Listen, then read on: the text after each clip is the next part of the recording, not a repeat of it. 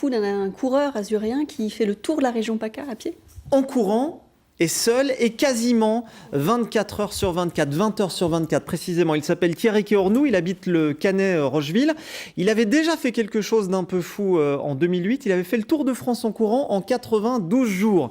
Et là, vous allez le voir à la fin de ce reportage, il a encore une idée encore plus folle. Ça sera une sorte de Tour d'Europe, mais alors ça sera complètement dingue avec 49 000 km à parcourir.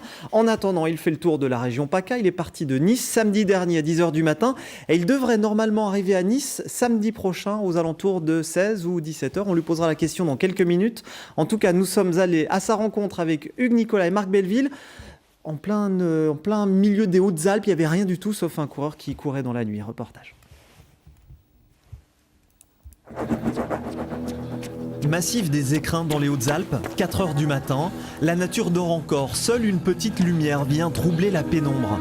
Depuis une semaine, Thierry Quéornou court jour et nuit, 20 heures sur 24. Un défi effrayant pour les uns, une quête de plénitude pour ce jogger de l'extrême.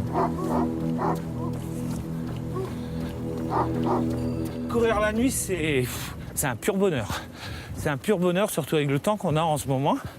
Mais passer le col du Vars le matin, faire la descente de l'île aux Zoar la nuit, dans les forêts de Mélèze, c'était magnifique.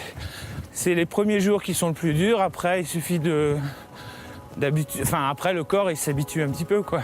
Enfin, en tout cas, le mien. Pour ce tour de la région PACA, ce sont près de 1400 km que le coureur doit parcourir avec l'ascension de plusieurs cols. La Bonnette, l'Isoire, Vars, le Turini. Au total, 19 000 mètres de dénivelé. Mais attention, Thierry Quéornou n'est pas un inconscient, juste un sportif de haut niveau qui s'entraîne dur à Monaco, au stade Louis II, où il est suivi régulièrement par les médecins du sport de la Principauté. Il a un cœur normal. Autant depuis le temps qu'on le voit ici, il n'a pas un cœur surhumain, il n'a pas un cœur d'un athlète particulièrement surentraîné. Normalement, j'ai perdu un peu de poids. Depuis son départ de Nice, le 10 septembre, l'Azuréen court 70 km par jour en moyenne. Les routes du sud de la France ne le ménagent pas, mais Thierry trouve un peu de réconfort auprès de Christian, un ami qui a décidé de l'accompagner dans l'aventure. Non, Je m'y attendais pas du tout. Ça montait bien. Je me suis dit, il va être content. Il y avait du 8-10% là pendant 15 minutes pratiquement. Je savais pas. Non, mais il n'y a aucun kilométrage indiqué. Donc. On l'a dit en bas que ça grimpait bien. Ouais. Ah, on te l'a dit. Les pauses ne durent jamais plus de 5 minutes pour ne pas perdre le rythme. Thierry repart aussi vite pour suivre son défi complètement fou. C'est pas plus une folie qu'autre chose.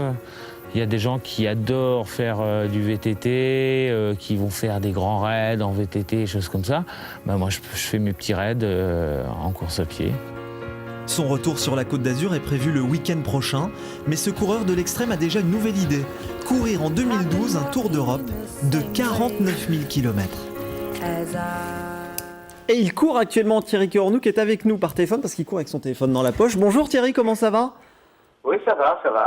Ça a été très dur cette nuit avec le Ventoux, mais maintenant ça va mieux là. Où êtes-vous précisément ? Là, je viens de finir de descendre le Ventoux parce que j'ai fait une pause au beau milieu du Ventoux. Il faisait trop froid. Il y avait du vent qui me faisait plier le corps. Donc, et dans le brouillard, je voyais pas 1 mètre devant moi cette nuit. Donc, j'ai préféré stopper au beau milieu du Ventoux et pour redescendre tranquillement ce matin. D'accord. Et là, je vais en direction d'Orange. Ok, arrivé toujours samedi prochain sur Nice ?